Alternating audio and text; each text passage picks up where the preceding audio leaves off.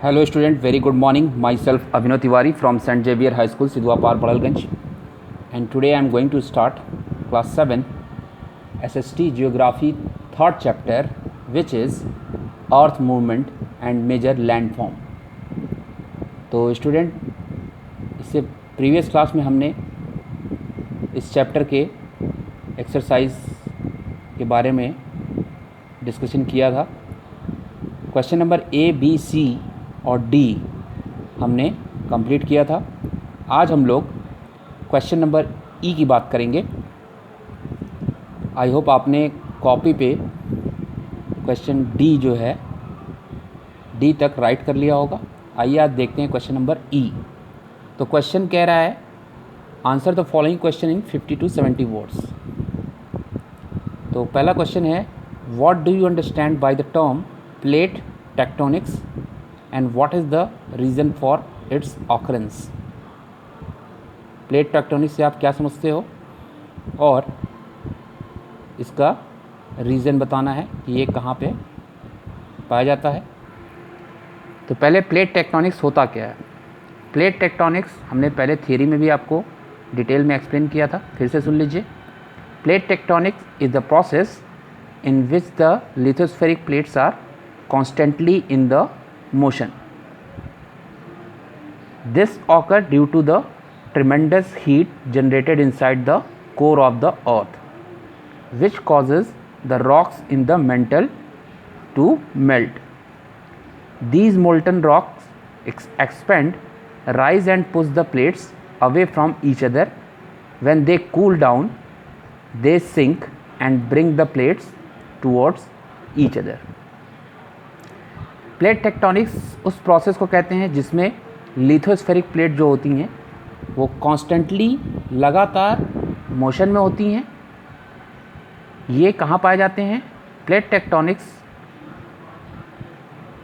के पाए जाने का कारण tremendous heat generated inside the core of the earth के कोर से निकलने वाली हीट के कारण ही प्लेट टेक्टोनिक्स मोशन में आती हैं। Which causes the rocks in the mantle to melt, और जिसके कारण रॉक्स क्या होते हैं वो धीरे धीरे पिघलने लगते हैं, जिससे मोल्टन रॉक्स एक्सपेंड हो जाता है। मतलब सेमी सॉलिड स्टेट में रॉक्स चले जाते हैं, मतलब आधा लिक्विड और वे सॉलिड में रहते हैं। ये क्या होते हैं? फैल जाते हैं और आगे चलकर ये प्लेट्स को एक दूसरे से पुश करते हैं। जब ठंडा होता है यही रॉक्स तो ये सिंक कर जाता है और प्लेट्स जो हैं एक दूसरे को क्या करती हैं? मोशन में लाती हैं। तो इस तरह से हमने पहला क्वेश्चन का आंसर जाना। इसका आंसर हम अपने वीडियो के साथ एक पिक्स भेजूंगा, आप लोग कॉपी पे इसका आंसर राइट करेंगे। तो बढ़ते हैं क्वेश्चन नंबर 2 पे। Classify volcanoes on the basis of frequency of eruption, give suitable example. आपको वॉल्केनो को क्या करना है? क्लासीफाई करना है। किस बेस पर? फ्रीक्वेंसी ऑफ इरप्शन के बेस पे, मतलब उसके फटने का जो फ्रीक्वेंसी है उसके बेस पे आपको क्लासीफाई करना है।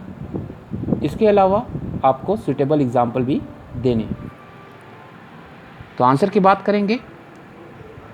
Volcano on the basis of frequency of eruption can be classified as active volcano और डॉर्मेंट वॉल्केनो और extinct volcano.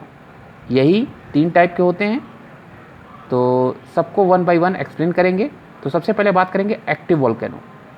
Active volcano is one in which continuous volcanic activity occur and eruption can take place at any time. Active volcano जो होता है वो जब उनमें क्या होती है? लगातार वॉल्केनिक एक्टिविटी होती है, तब एक्टिव वॉल्केनो बनते हैं। और वे किसी भी समय फट सकते हैं, मतलब उनका इरप्शन किसी भी समय पॉसिबल है। जैसे एग्जाम्पल के लिए मौना लोआ एंड किलुई इन हवाई एंड स्ट्रोम्बोली इन इटली, ये सब एग्जाम्पल हैं एक्टिव वॉल्केनो के। मौना लोआ और किलुई ये एक्टिव वॉल्केनो के नाम हैं जो कि हवाई में पाए जाते हैं। और स्ट्रोम्बोली इन इटली, स्ट्रोम्बोली जो है एक्टिव वॉल्केनो वो इटली में पाया गया है। The only active volcano in India is found on Barren Island. अगर इंडिया में बात करें तो एक्टिव वॉल्केनो जो है वो बैरन आइलैंड पर पाया गया है, जो कहाँ है, in Andaman and Nicobar groups of islands, Andaman और निकोबार द्वीप समूह में पाया जाता है। अब हम बात करेंगे दूसरे टाइप की, जिसका नाम है dormant volcano. Dormant volcano is one which has not erupted in long time but may erupt eight any time. Dormant volcano जो होता है वे बहुत लंबे समय के लिए नहीं फटता, लेकिन वह किसी भी समय फट सकता है। एग्जाम्पल माउंट फ्यूजियामा जो कि जापान में है, और माउंट वेसुवियस जो कि इटली में। लास्ट टाइप्स की बात करेंगे, नाम है extinct volcano.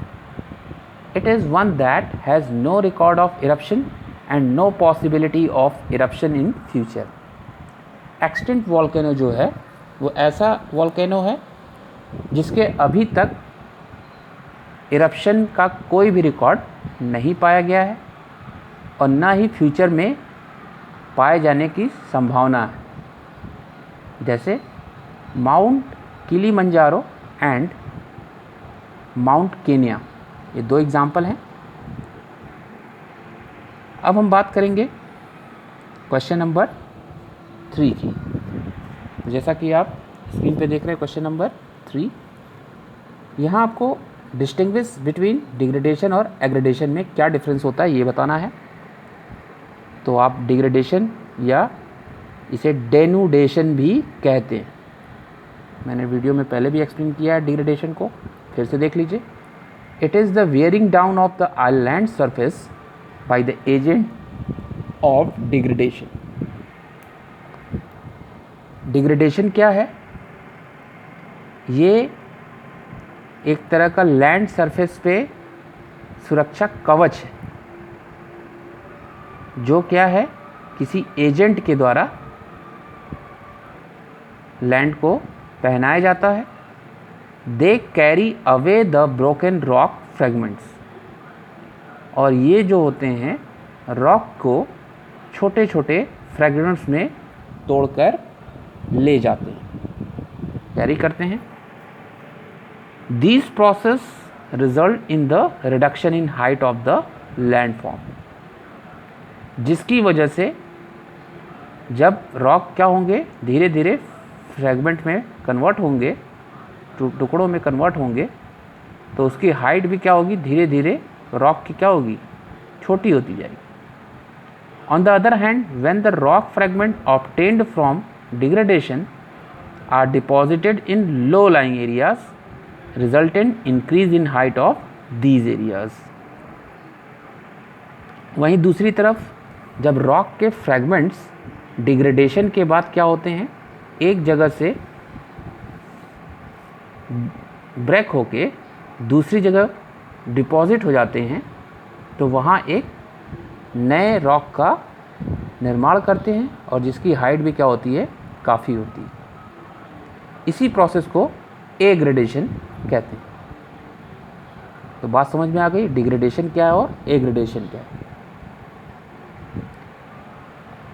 Both process work simultaneously, दोनों जो प्रोसेस है यहाँ पे डिग्रेडेशन और एग्रेडेशन का, ये दोनों प्रोसेस साथ साथ चलते हैं, साथ साथ काम करते हैं। And bringing about equilibrium on the earth surface, और ये अर्थ सरफेस पे इक्विलिब्रियम अटेन करते हैं, मतलब बैलेंस बनाकर रखते हैं।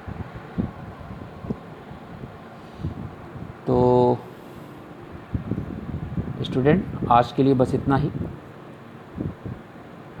आप लोग कॉपी पे, फेयर कॉपी पे